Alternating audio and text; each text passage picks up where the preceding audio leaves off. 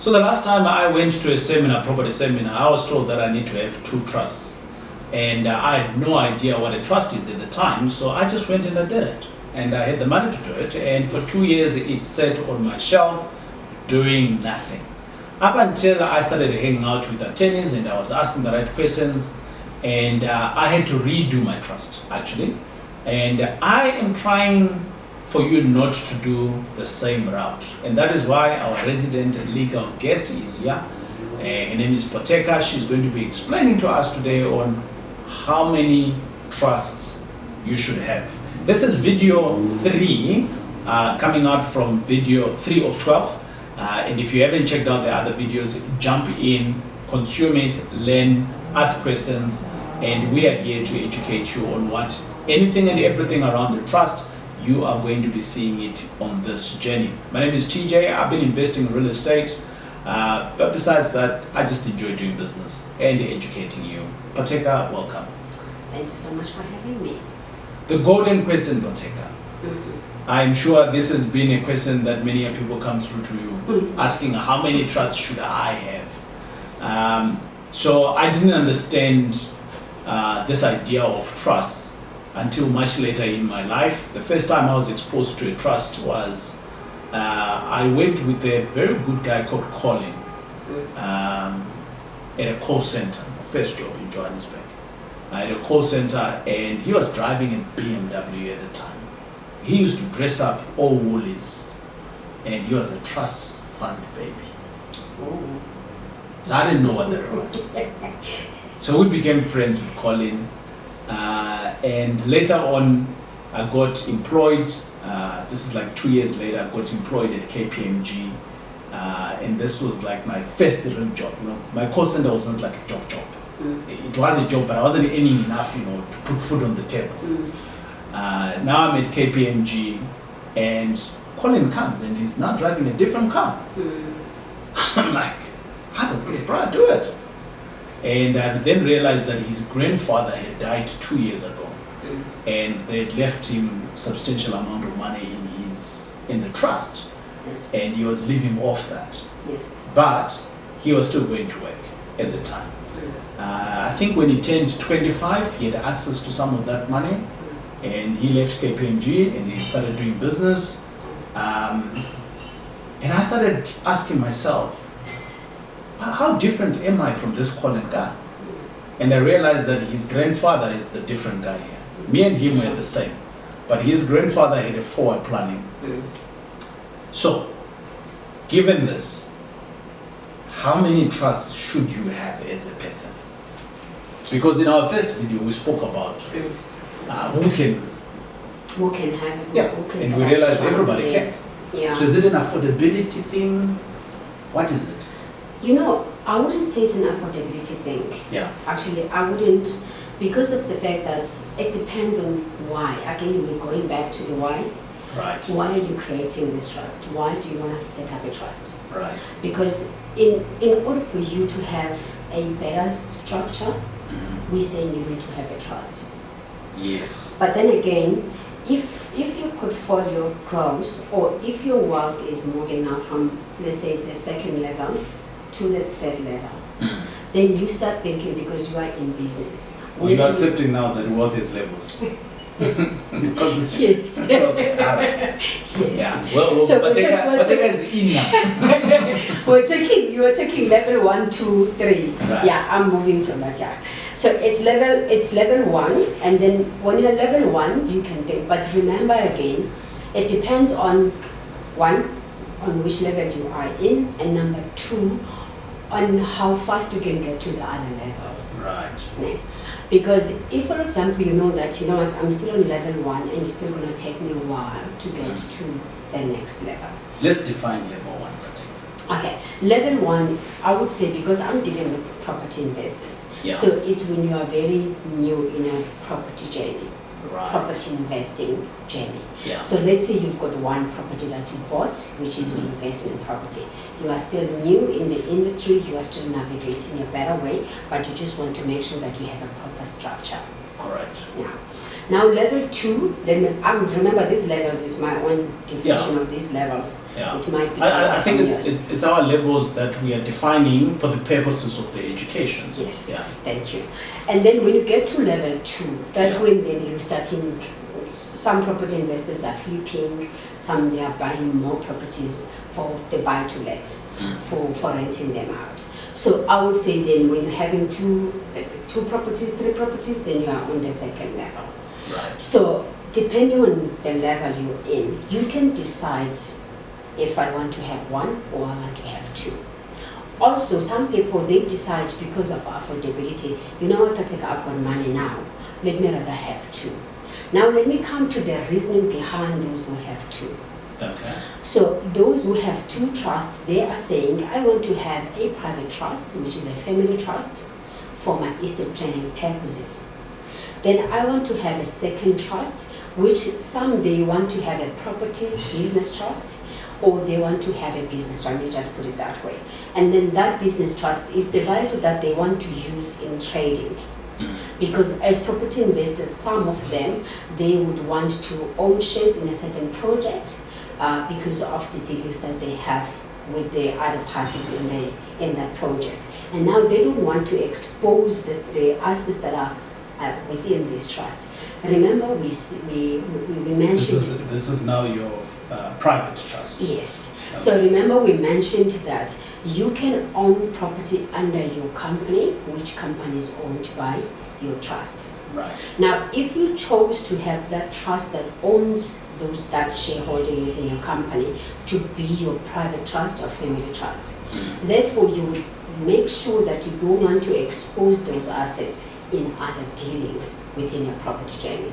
Right. So now, if you want to own certain shares because you and your partners have got agreements, now you would want to use a certain trust because the aim here is for you not to own anything under your name. So you use your business trust then to go do the tradings, right, because you do not want to expose the assets that are already sitting in your private or family trust. So that is the reasoning behind having not one trust, to have to have 2 or 3 trusts, because some people they even have 3. So it just depends. Some people have 3 trusts? Yes. Next level? Yeah. Is this level 4 or 5 now? You know what? From what I've seen, yeah, on level 2 they start thinking, you know what? It's gonna take me a short while to get to level 3. Let me rather start planning now. And then they start having too many trusts. And then having these trusts in, because I remember this guy, I registered like 4. Right. 4 trusts. And the reasoning behind this, they were saying, I want to have 1 trust as a holding trust. Because again, remember, as a beneficiary, you can have these other 3 trusts to be a beneficiary to this holding trust. Right. You can decide.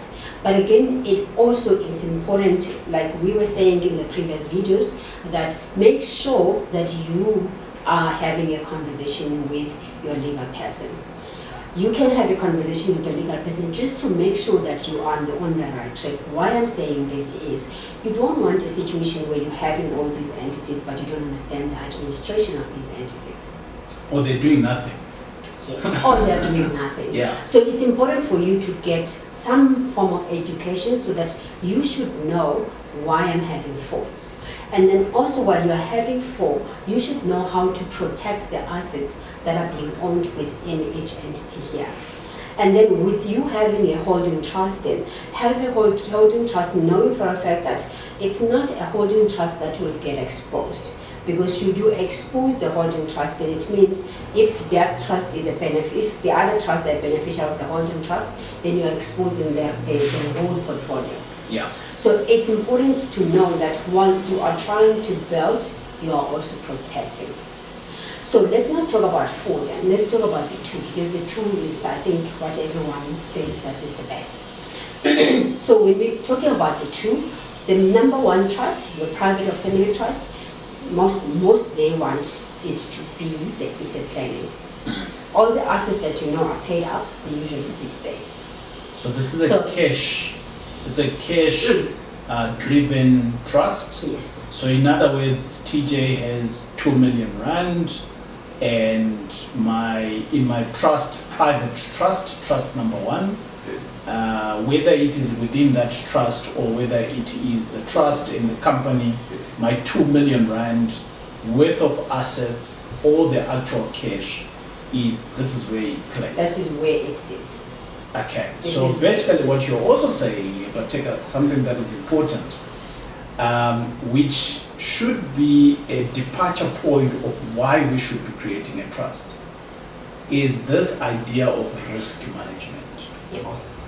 Because if you are creating a trust, you have just said to yourself, I don't want what I'm building, if I'm to die today, the government to take X amount. So you cover that That is risk. correct. That risk number one. Yes. But then now you come to another risk, which is now, do I put all my eggs in one basket, which is in this trust?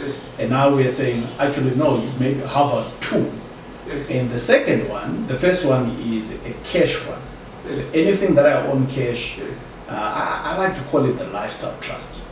Because this is really how your lifestyle is dictated. True. Because Yes. nobody can touch your cash, nobody can touch your house, Yes. or whatever it is. True. So it's really money working for you. And then what I'm also hearing from you is that if you're a person like TJ, you like to do deals with people, then don't do it here. Yeah. Do it in the second trust, what you're Yes. calling a business trust. Yes. But the other day I asked you, Pateka, and I said which trust is good for the people. And you went on discretionary, and I said I don't know. But if we come to these two trusts, both of them could be discretionary, but now one is a private and one is business. Yeah. Am I understanding this You correctly? are getting it correctly. Give me an A for effort. No, you are. You've got an A+. Yeah, that is correct, because it depends. Again, it goes back to the question that you asked me earlier as to which trust is suitable for me. Right. So again, is it suitable for you to have two or to have one? So again, it's not a situation where I can say everyone should have two. It depends on where you are, and it also depends on the circumstances. Maybe the question we should be asking, what's the point of having two trusts when you don't even have 100,000 to your name? Okay, I didn't ask that question. That question. But then, Because you've got nothing to put in the cash. exactly. And then again, And I'm not throwing shade at anyone here. Mhm. I'm just saying, my friends at the TJ Tribe, we are very real. We want to know where you are today so that you can put your building blocks of your growth. And your growth, we don't put shade. If you got no money, we teach you how to make the money, right? Simple. Sure. That's number Yeah. one. Number two, recognize and admit where you are. You all know at one point I lost 5 million, I was minus 5 million, right? But I worked from them. So I didn't go and create two trusts at the time. I had no trust when I lost 5 million. Because number one, I couldn't afford to create one. Number two, I couldn't afford the administration thereof. But when money started coming in now, I had these things at the back of my head that I need to do it right. Then I started doing it right. And I think this is the conversation that we're having today. Sorry, That's I correct. just need to be real with my people, yeah. It's No, that important is for us correct. to recognize No, where we are. yes, that is correct, because again, that is why it's important for anyone who wants to set up a trust to please consult. Please Right. consult, because there in your consultation, that's where again we become so much real.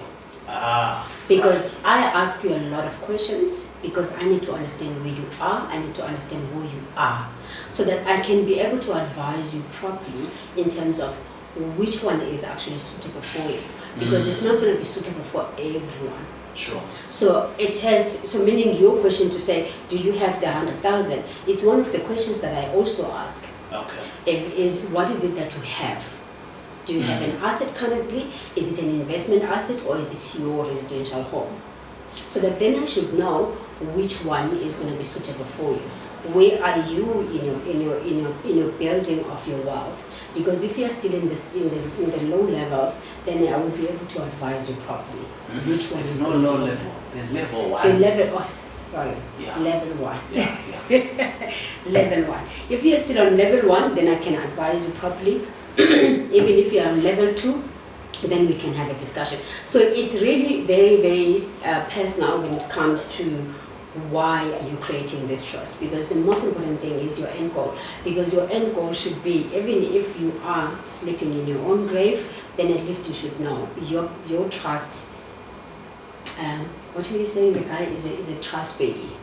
Your trust babies will be able to benefit in a better way, because in your trust deed you have outlined what is it that needs to be done within your trust. You know what I think, Pratyeka? It's just a Taurai thought. It does not mean it's the right one. I think that at bare minimum, if you are employed and you've got a house that you already have today, you've been able to pay for it, and you've started tasting success. Yes. And when I say tasting success, is that a lot of us, we come from very poor backgrounds where a car is like, people see you with a car, they think that you're a millionaire. If you're in that space, right, it is important for you to have a trust. One. Yes, true. It is bare minimum. You should have one, because what is inevitable is death and taxes. So you are going to die at some point.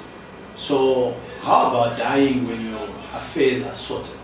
Yes. And we are saying here that if it's not sorted, and in your personal space, your family is going to literally just lose a big chunk of what you worked for. So how about sorting that out? That's number one. And doesn't mean that they should be in business, like practical business, real estate investors like me. No, just that level one. And then if you then decide you want to go to the next level, or let me buy a property, 2-bed, 1-bath. By the way, don't buy a 2-bed, 1-bath in a block of flats or in a complex. There's no money there, right? Don't buy these new developments. But anyway, that's a conversation for another day.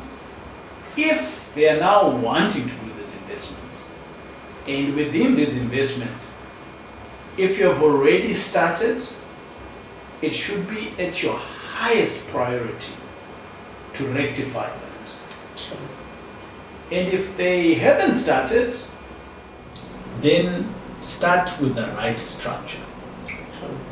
So if you're on the sideline today, you're like thinking, is property for me, is it not, maybe not, and you don't have a trust, then you need to be queuing up at the door at Pateka's office, like, Sissy, can I see you? That's your position. How about if you have already done 5, 10, and 3 of them are paid up? Your life is so complicated now. You mean properties? Yeah. The answer as to whether from the 5 this is what you should do, because the most important thing is you as a person, what is it that you want to do, and also how do you plan.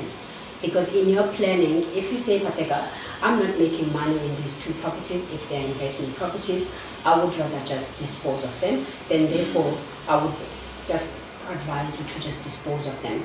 And then if, let's say that you have these 5 properties, they're all paid up. And they're all paid up, and but I would think that if you have 5 properties, you are going to have 1 or 2 that are tenanted. So you are getting some form of income there. But let's say in our example, there is no income, we just bought these properties. Maybe let's say they are just pieces of land. Yeah. And then those properties then, I would suggest that please try and put them in a company if they are pieces of land, because you still want to develop. And then in developing using a company, it will be cheaper than to use a trust. And then allow that company then to own the shares within that company. I mean, allow the trust to own the shares within that company. But again, it depends. Since I'm saying I don't have an exact answer, because it depends on whether you want to keep all these 5 properties, whether these are 5 properties which are already built, or they are vacant stands. There's a lot of things that I would have to find out from you to check for sure what is going to be the better structure for you. So I want to throw in there a different curveball whilst we are landing the plane on how many trusts you should have. I think we said at bare minimum you should have one. Yeah. Right? Whether you are starting off, whether you have just started, or whether you've started gaining a bit of success. One is enough so that you can protect. The next layer is that now you need to differentiate your cash assets versus several business dealings, or I would just say cash debt, right?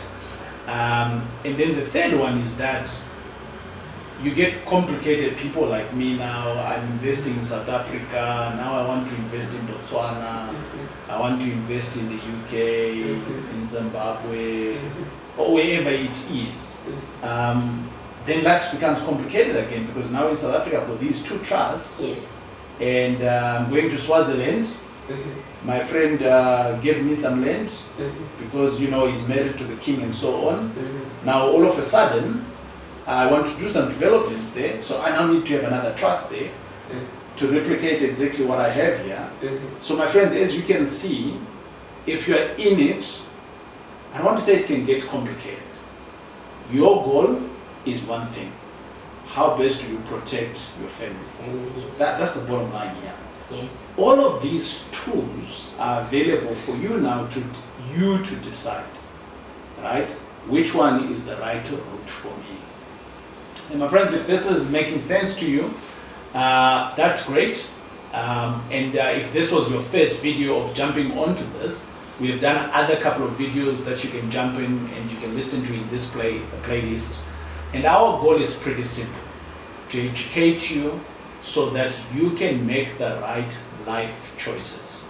And if all of this is confusing, well, maybe you need to come to school. Or maybe not. If you don't need to come to school and you just wanted to sort out your trust, in the link, there is a link that you're going to see on the screen.